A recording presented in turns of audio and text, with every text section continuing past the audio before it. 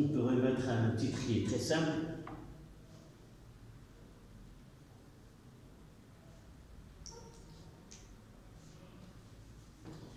Tout simplement, on peut le mettre les piles. Mais les phénomènes chimiques qu'on va étudier, ce sont des transformations spontanées. Et l'exemple, c'est des piles.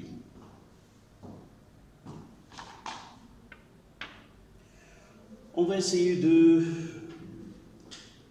discuter le titre. Qu'est-ce qu'on entend par transformation spontanée?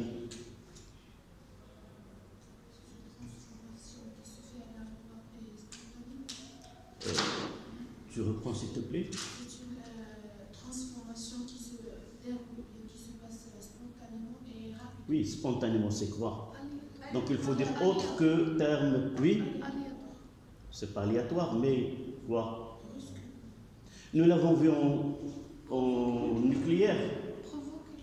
Ce sont des transformations qui se produisent sans une cause extérieure. C'est-à-dire, c'est le contraire de forcer. C'est-à-dire, ce sont des transformations chimiques qui se produisent d'elles-mêmes et il se produit une évolution des réactifs vers les produits. D'accord? C'est-à-dire, aucun apport d'énergie n'est apporté au système chimique pour qu'il évolue de son état initial à son état final. C'est ça ce que nous avons dit, les transformations nucléaires spontanées, c'est-à-dire un noyau. Évidemment, nous avons qualifié de cette transformation qui est spontanée, mais aléatoire, c'est-à-dire on ne sait pas à quel instant un noyau donné peut donner une désintégration. Mais ce que nous voulons de ces transformations, c'est qu'elles se produisent spontanément, sans qu'il y ait un effet ou une action qui est extérieure, qui donne cette transformation. Donc ce sont des transformations qui se produisent d'elles-mêmes, à partir évidemment des conditions. C'est pas n'importe quelle transformation peut être spontanée. Et récupération de l'énergie. Ce terme-là, on ne va pas le trouver dans le cours, c'est-à-dire la récupération de l'énergie. Donc avant de commencer, on parlera comment peut-on récupérer de l'énergie à partir des transformations chimiques. Nous savons que les transformations chimiques, on peut les qualifier de 3 types de transformations. Soit des transformations qui sont des transformations qu'on appelle endothermiques, c'est-à-dire ce sont des transformations qui nécessitent de l'énergie pour que le système chimique évolue. Donc, partir des réactifs vers le produit ne peut se produire que, par exemple, en chauffant ou en donnant une source de l'énergie, peut-être de la lumière ou autre. Donc, une transformation endothermique, ce sont des transformations qui nécessitent de l'énergie pour évoluer de l'état initial à l'état final. Et il y a des transformations qu'on appelle exothermiques, ce sont des transformations qui dégagent de l'énergie. Et là, ces transformations nécessitent, si vous voulez, un apport d'énergie qui est très bas. On parlera que l'évolution des réactifs vers les produits nécessite ce qu'on appelle le passage d'une barrière d'énergie. Cette barrière d'énergie est nécessaire pour aller des réactifs vers le produit. Généralement, cette énergie-là, elle est réalisée à partir de l'agitation thermique. Rappelez-vous comment nous avons donné l'explication à l'évolution d'un système chimique. En réalité, nous avons parlé la théorie des chocs, c'est-à-dire par le passage des réactifs vers les produits. Ce sont des chocs qui se produisent entre les entités chimiques nommées réactifs, et ces chocs-là, donnent cette énergie nécessaire pour passer des réactifs aux produits, c'est-à-dire de rompre des liaisons et de former d'autres liaisons. Donc, ces réactifs exothermiques, ce sont des réactifs qui dégagent de l'énergie. Et ce sont les types qu'on va traiter dans ce cours-là. Comment récupérer de l'énergie? Généralement, on dit on récupère de l'énergie, c'est transformer une forme d'énergie donnée à une autre forme. On peut dire qu'on peut récupérer de l'énergie électrique à partir de l'énergie éolienne. Avec le vent, tourner une turbine, et là, on peut transformer de l'énergie éolienne en énergie électrique. Il y a pas mal d'autres exemples. Dans les barrages, on transforme l'énergie hydraulique à l'énergie électrique. Et là, dans ce cours-là, on traite des transformations chimiques qui sont exothermiques, c'est-à-dire elles dégagent de l'énergie, et on veut récupérer cette énergie sous forme de quoi? Quelle est la forme qu'on...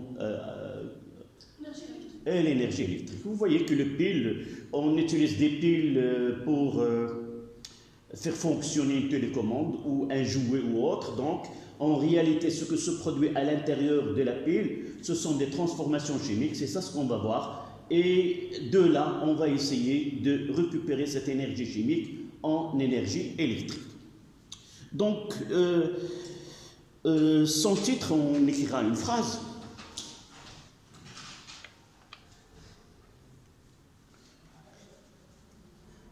Dans un système chimique,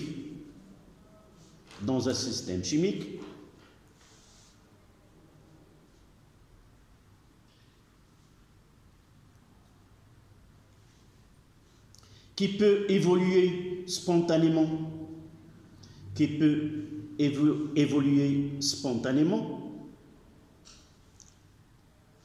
dans un système chimique qui peut évoluer spontanément, d'un état initial vers un état d'équilibre,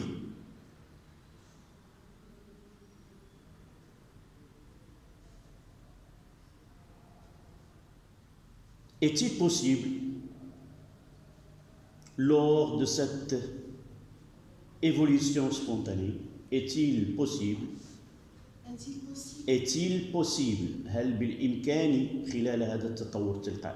est-il possible, lors de cette évolution spontanée, récupérer de l'énergie? Lors de cette évolution spontanée, récupérer de l'énergie.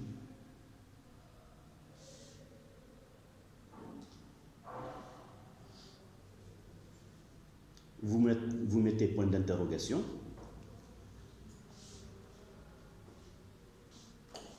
On va revenir à la ligne. Les transformations chimiques étudiées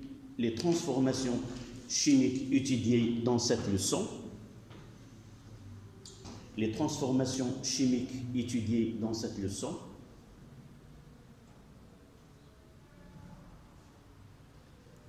sont exothermiques.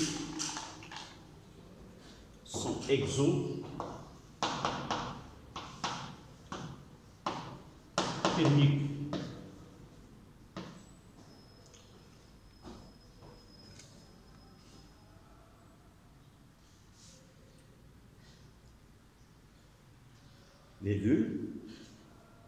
Peut-on transformer cette énergie dégagée? Peut-on transformer cette énergie dégagée en énergie électrique? En énergie électrique.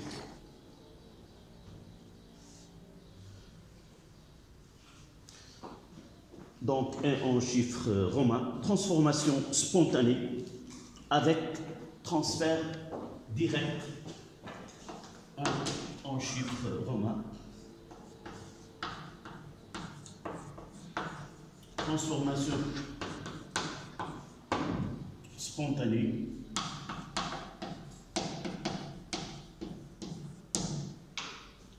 avec transfert direct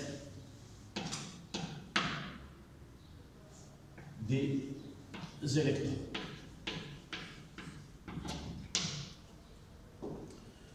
Transformation spontanée, directe, avec transfert d'électrons.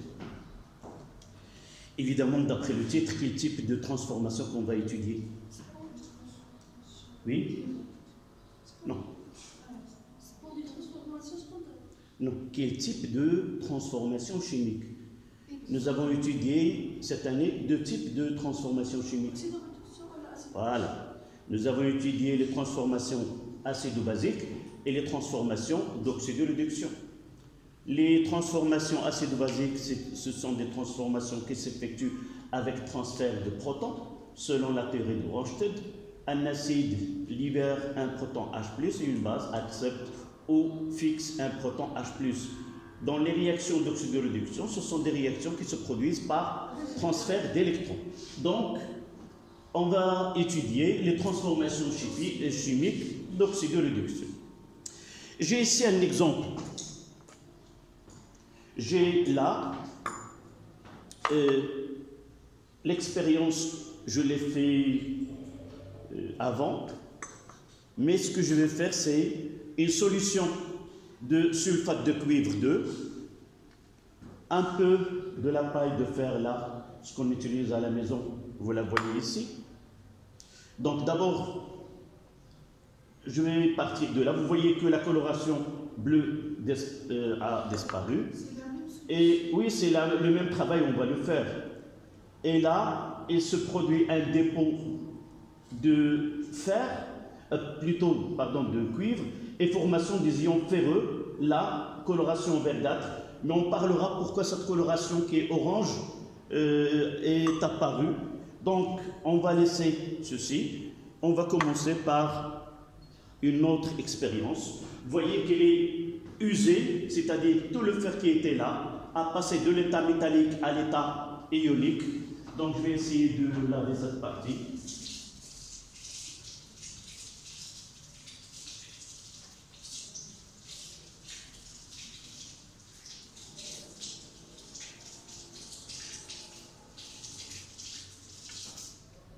Vous voyez que cette partie-là a été rongée, c'est-à-dire que le fer de l'état métallique qui est passé à l'état ionique ici, et la partie qui était supérieure non émergée dans la solution, elle reste intacte. Donc je vais essayer de faire l'inverse, de mettre cette partie-là à l'intérieur, et on va suivre l'évolution de ce que ce produit-là.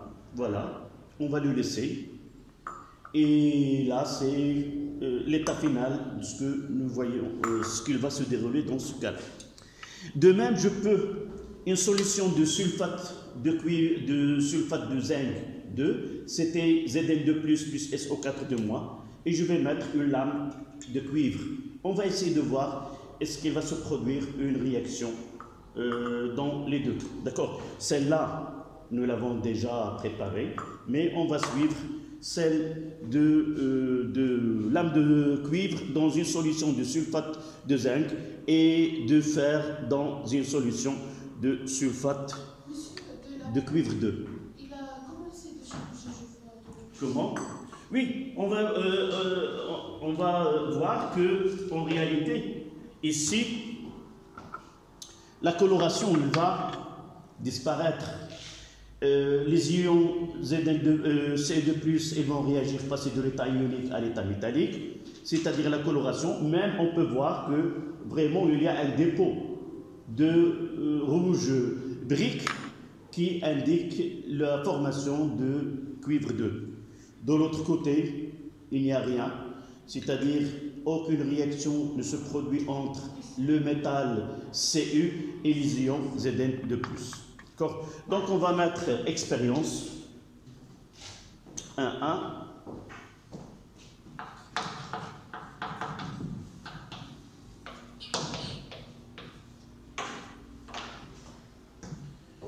Et on va faire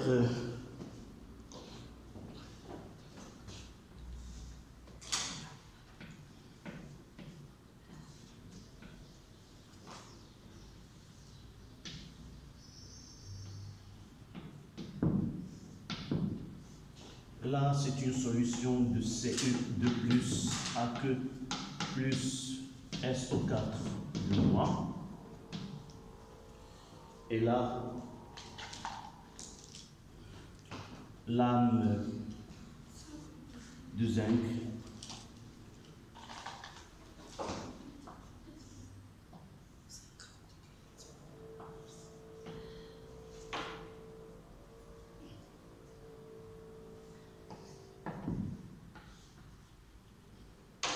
Et là, la solution bleue. Là, dans l'autre verre à pied,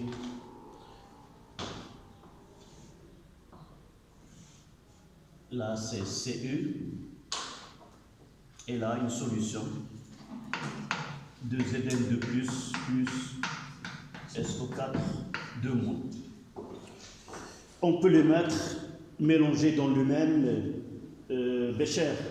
C'est-à-dire mélanger les solutions Zn2+, avec les solutions de Ce2+, et mettre une lame de zinc et une lame de cuivre, et il vaut mieux de les laisser comme ça, pour travailler avec ces solutions par la suite.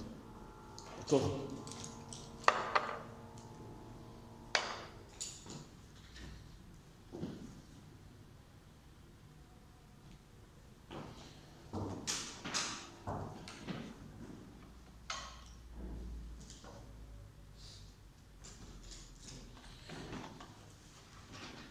Donc, 1, 2, interprétation.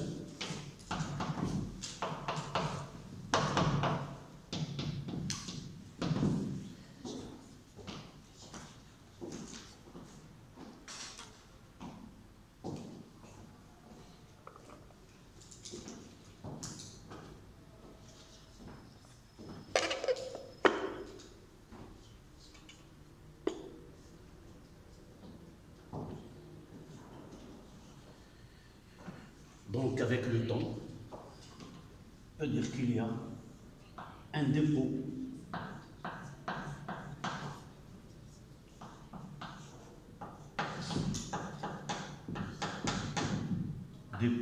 de CE, de cuivre.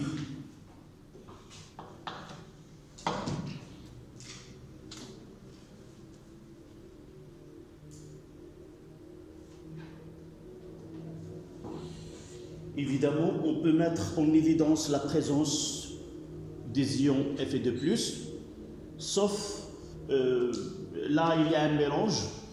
Une petite remarque, c'est que les ions Fe2+, ce sont des ions qui sont instables, c'est-à-dire avec l'oxygène de l'air, ils peuvent être oxydés de Fe2+ à Fe3+, et c'est pour cela que cette coloration qui est là, orange, indique la présence des ions Fe2+. Une partie de ces ions Fe2+ sont oxydés et passent à l'état Fe3+. Oui. Ils peuvent rétablir l'état initial. Non, là c'est une transformation qui est spontanée dans un seul sens.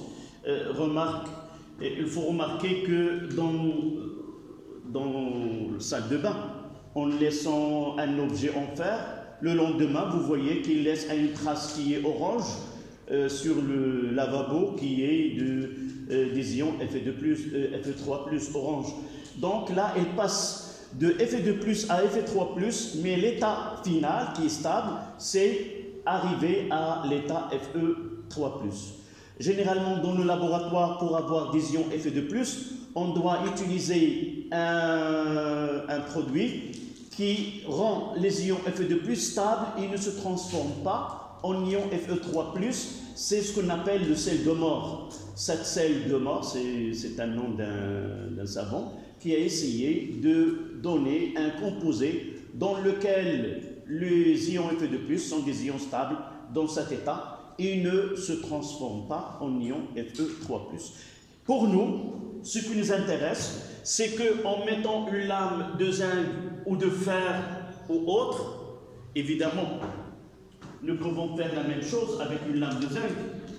Là, j'ai mis de fer et on peut mettre ici, voilà, même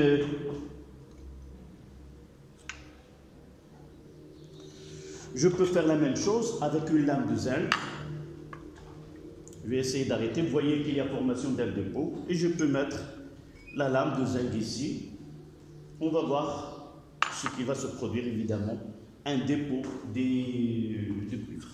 Donc, à la ligne, vous notez, la seule réaction qui se produit spontanément, la seule réaction qui se produit spontanément, la seule réaction qui se produit spontanément est celle qui se produit, est celle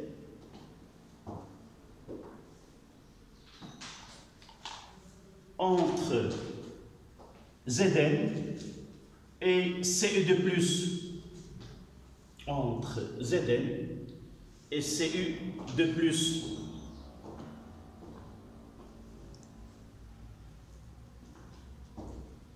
Évidemment, on le constate par formation d'un dépôt rouge sur la lame de zinc. Évidemment, la lame de zinc elle va être rongée du fait de cette réaction-là.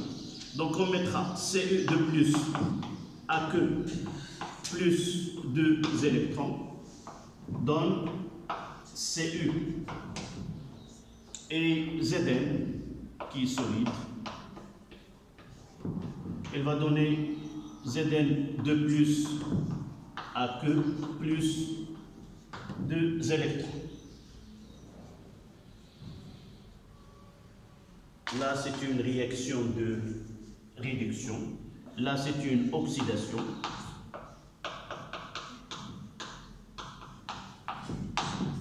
Là, c'est une réduction.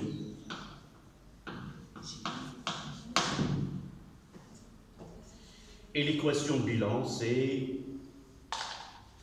on aura Zn2+, Ce2+, plus Zn donne Cu plus Zn2+ Aq.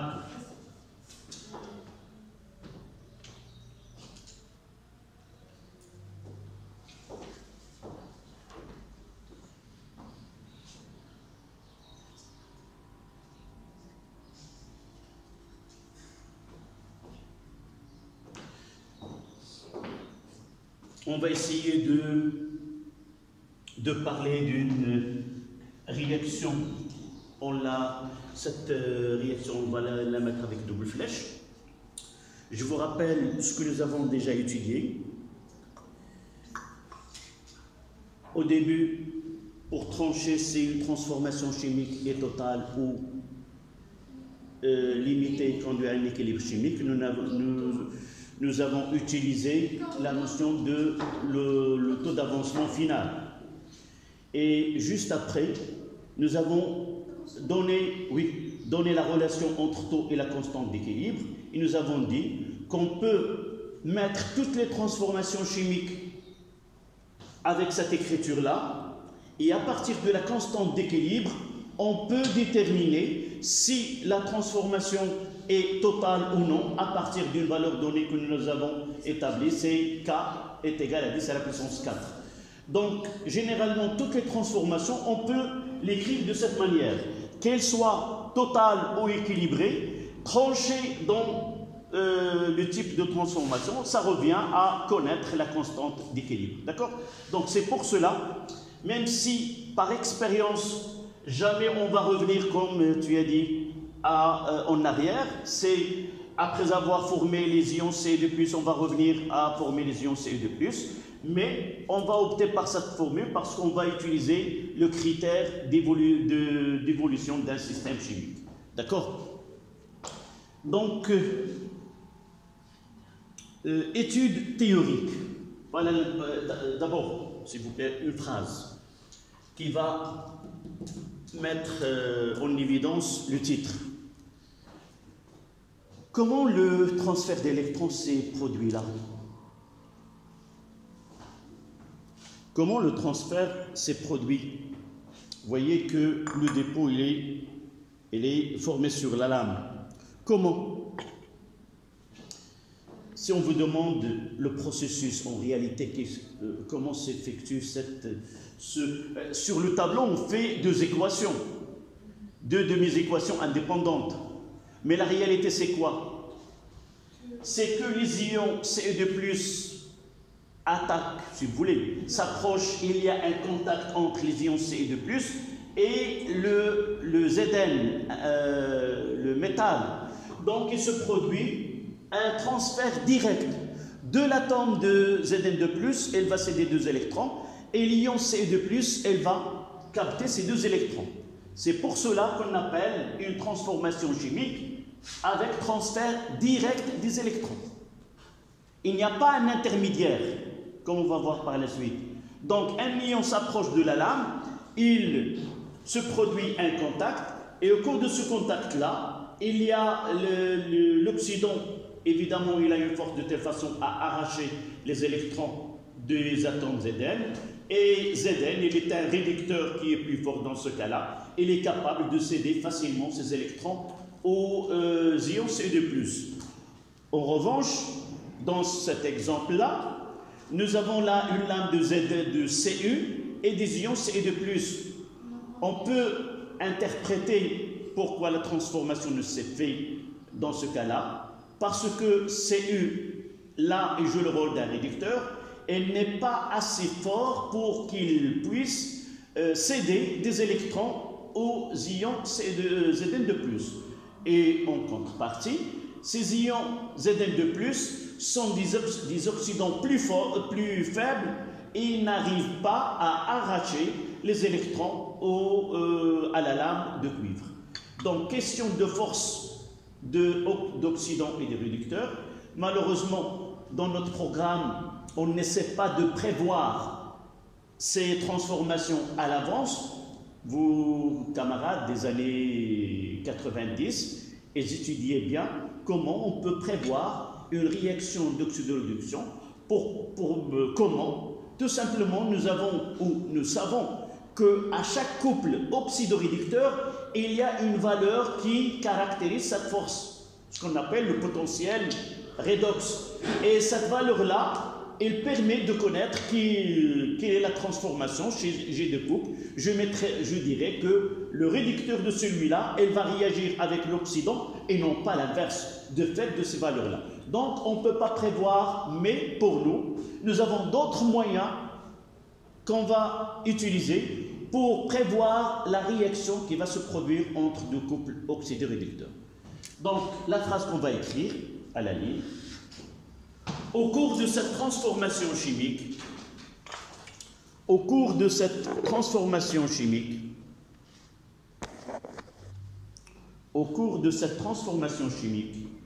il se produit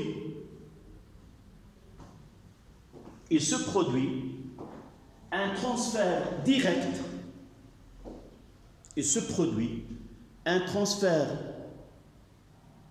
direct et spontané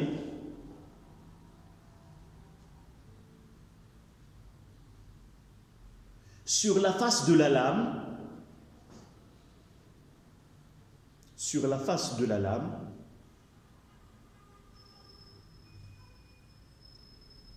du réducteur vers l'oxydant.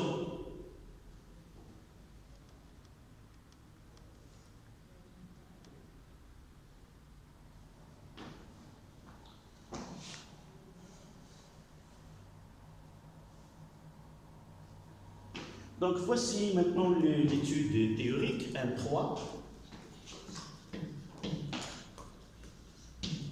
Étude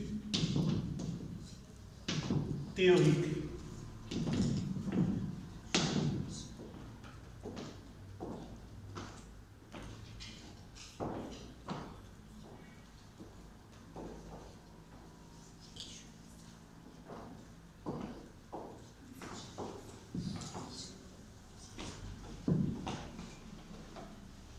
Dans cette étude, on va utiliser des solutions de sulfate de zinc, 1 mol par litre.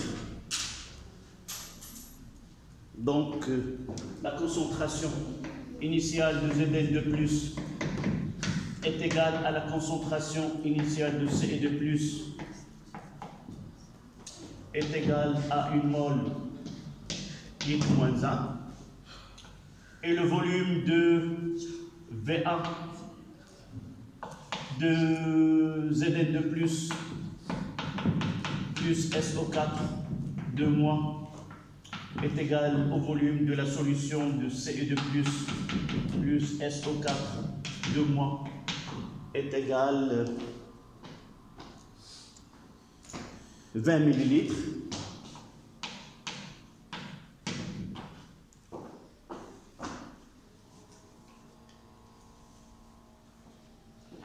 Et on donne la transformation Ce plus Zn de plus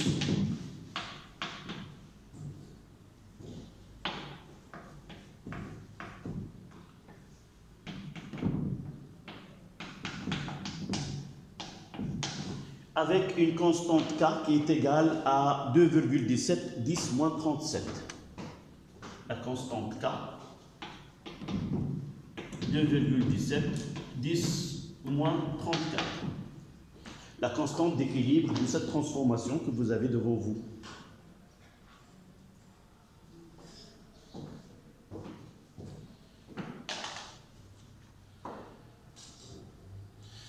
Donc, dans ce cas-là, comment peut-on utiliser ce critère d'évolution spontanée ?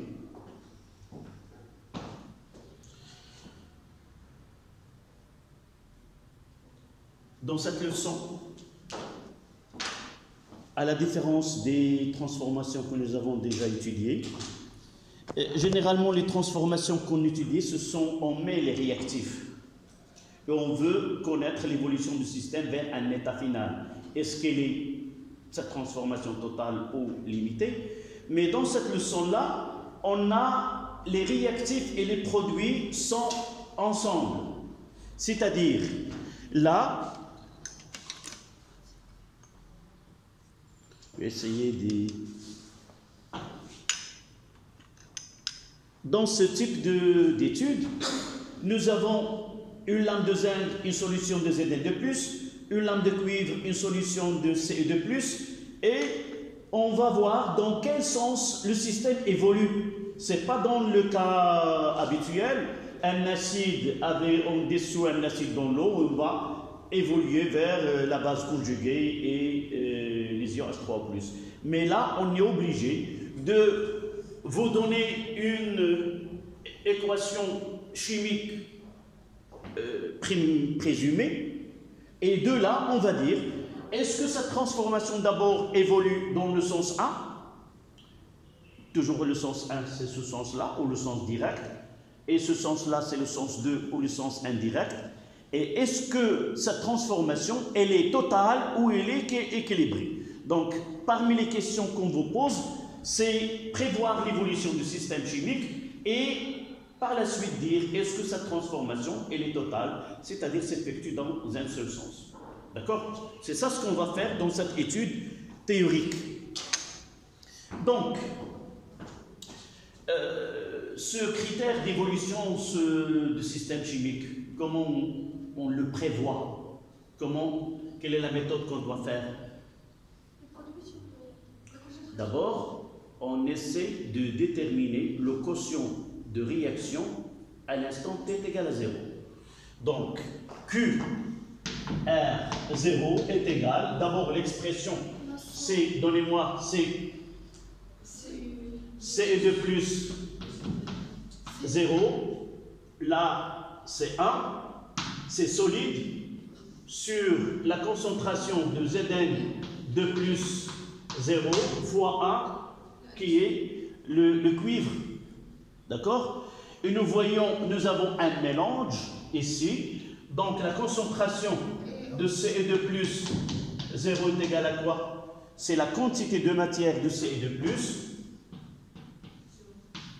sur le volume total.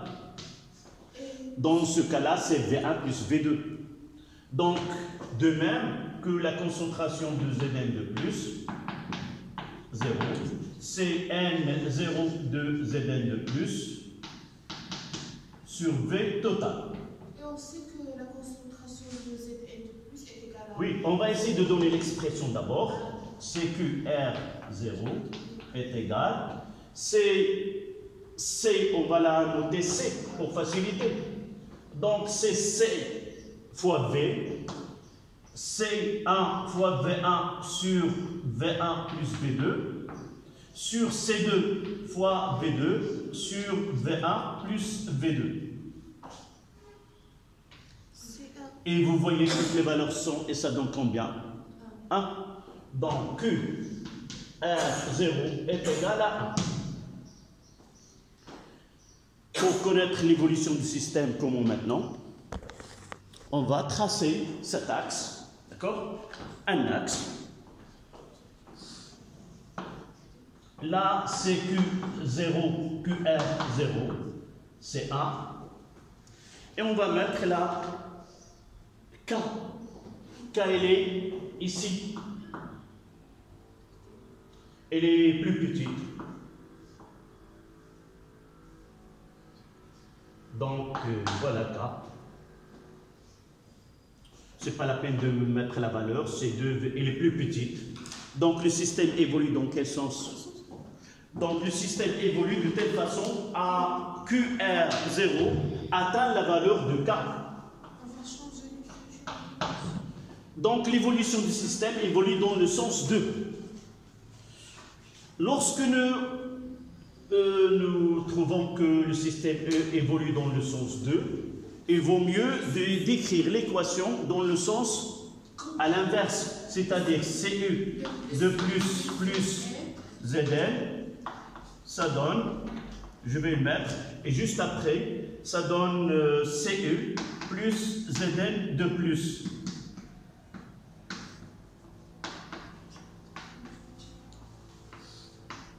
Et K' maintenant est égal à 1 sur K, qui est égal, avec une calculatrice, on calcule l'inverse. Ça donne, j'ai devant moi, c'est 4,6. C'est 4,6, 10 à la puissance 36, qui est largement supérieur à 10 à la puissance 4.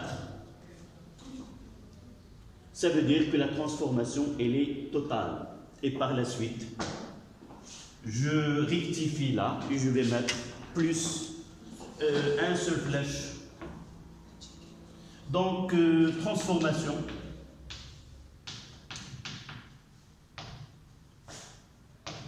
Totale. Voilà. Ce qu'on aura par la suite dans les exercices. Donc, vous prenez. Non. C'est 2,17, 10 moins 37. Moins 37. Non, moins 37.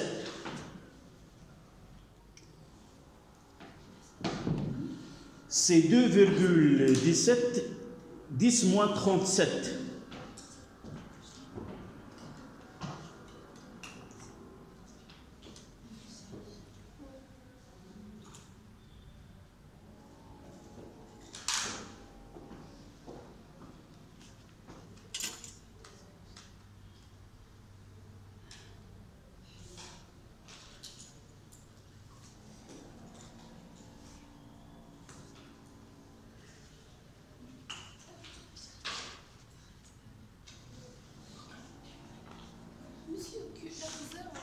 QR0, oui. C'est-à-dire QR initial. Oui, à l'instant t est égal à 0.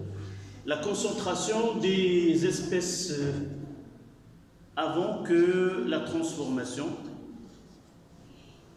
se déclenche.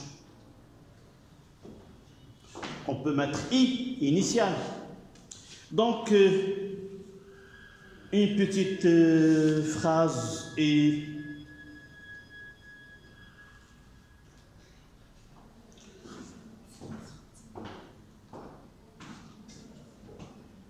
donc on va écrire cette phrase.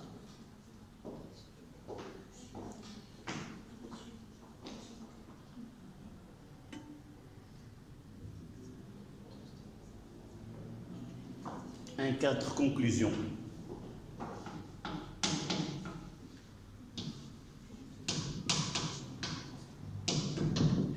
Et on va prendre 5 minutes juste après. Au cours de cette réaction,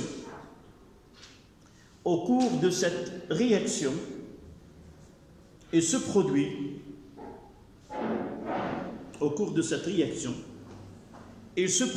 un transfert direct des électrons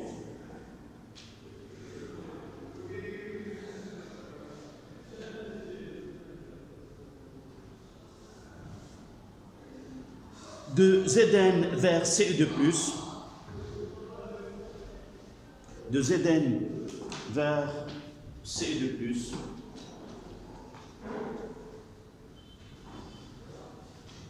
avec dégagement de l'énergie chimique,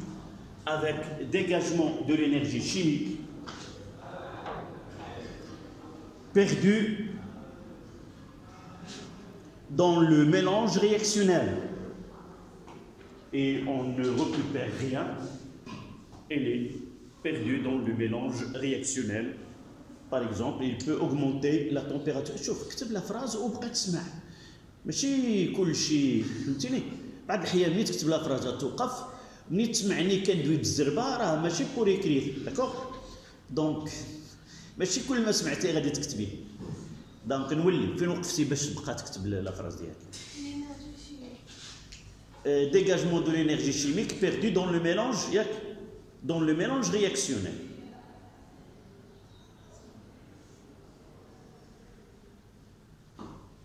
دابا السؤال فين غادي تمشي هاد الطاقة اللي تم تحريرها نتيجة التفاعل؟ غادي ترفع درجة الحرارة. من الأشياء اللي غادي ترفع درجة الحرارة ديال الخليط. غادي درجة الحرارة غادي ترتفع، لكن بعض الأحيان كتكون داك الطاقة صغيرة ما غادي يمكنش بيدينا نقولوا متفقين انطلاقا من كمية المادة إلى غير ذلك المتفاعلة. Donc, ce qui est important là, c'est qu'il y a un transfert d'électrons. Et une remarque qui est importante, jamais il y a des électrons dans la solution. Jamais, même si la réaction se fait, ce sont des transformations en phase aqueuse, jamais les électrons se trouvent dans la solution. Donc le réducteur en contact avec l'oxydant et il passe directement du réducteur vers l'oxyde. Voilà. 5 minutes et on reprend.